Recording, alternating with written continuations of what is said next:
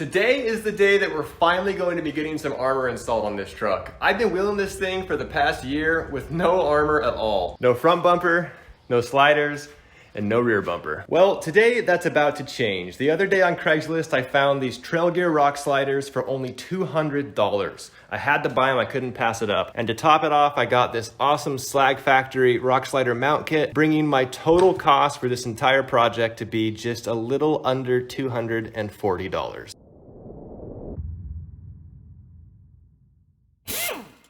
All right, so we're at my buddy Chris's house today. They're gonna help me with the rock sliders. Picked up some Dr. Pepper for their good deeds. Here you go, bro.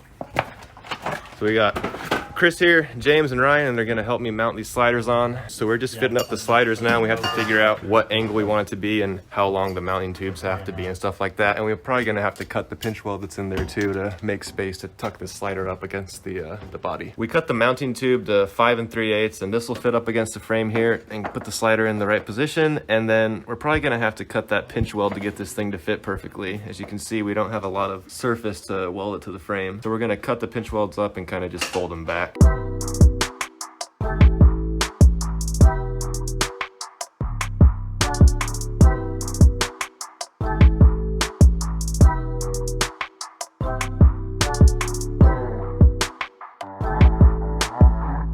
This is what we ended up with. We're gonna mount the legs there, there, and there, and we notched the pinch weld to fit those mounting legs in there. Gonna get it all tacked up right now.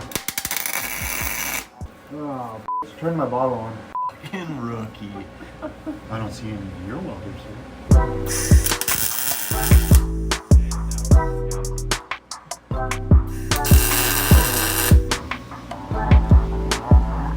What we're doing here is we're figuring out what angle we want the sliders to be at. So here we decided on 15 degrees. We're gonna tack this mounting leg onto the slider, and then we're gonna tack the whole slider to the mounts on the frame. We're gonna cut the mounts back off the frame and weld everything together and then put everything back on as one unit.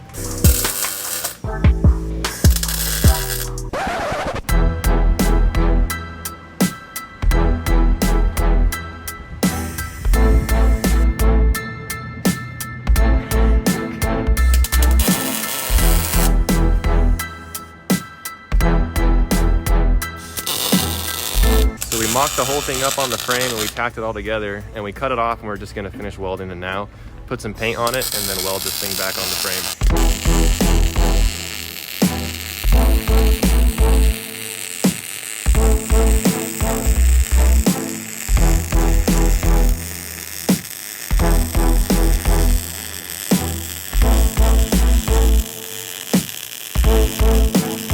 The sliders are welded up and painted, so now all we have to do is finish up the other side and weld these things to the frame.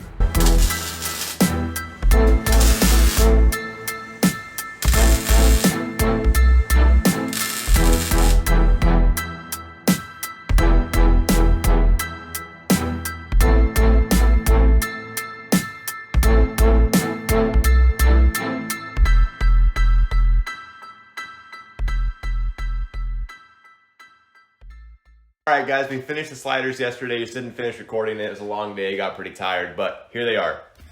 As you can see, they tuck up to the body pretty nicely. The paint that we use on these things is just absolutely terrible, though. I don't recommend it, or maybe I'm just a terrible painter, but look at this. Boop, it's off. Gone. Gonna have to repaint the sliders, but that's no big deal. One thing that we noticed is that when we were building these things out with the mounting arms and everything, the driver's side and the passenger side are a little different. So it's gonna be different depending on the truck, but the arms are probably not gonna be the exact same on each side. So for example, on my Toyota, the frontmost arm on the driver's side is longer than it is on the passenger side. And that's because there's a gusset here next to the crossmember mount that isn't on the passenger side of the frame. So on the passenger side, the front mounting arm mounts exactly where this gusset is, and on the driver's side, it mounts over here. So this arm is actually a little bit longer, and we actually cut everything to be the same length for both sides, so we had to fix this mounting tube here. So definitely don't just assume it's gonna be the same on each side like we did. And as you can see, these mounting plates from Slag Factory are just awesome. In my opinion, they're a lot better than the Trail Gear plates because since they are a hexagon, that's a hexagon, right? It has 6 sides. Hexagon's what we're going with. Since it's a hexagon, it gives you a lot more surface area to weld, and it's gonna make it a lot stronger since oftentimes you can't get to the top of the plate. So instead of just having a square and being able to weld 3 sides, you have a hexagon where you can weld 5 sides of it if you can't get the top. One last thing I wanna mention before we wrap this video up is why you would wanna choose a weld-on slider over a bolt-on slider.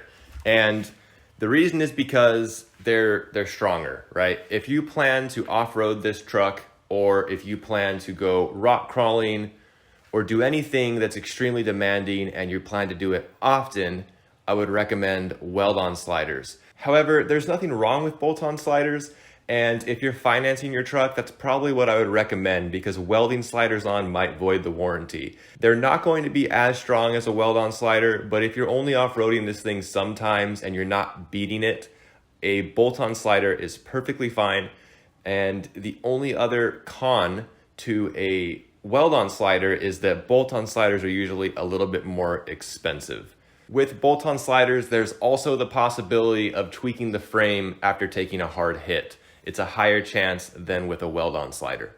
Anyway, guys, with that said, I hope you liked the video. If this was helpful whatsoever, or if you just enjoyed it, please feel free to leave a like, comment, and if you're feeling a little frisky, feel free to subscribe. Thank you for checking out the channel. Thank you for watching the video. I really appreciate your time. I'll catch you guys on the next one. Later.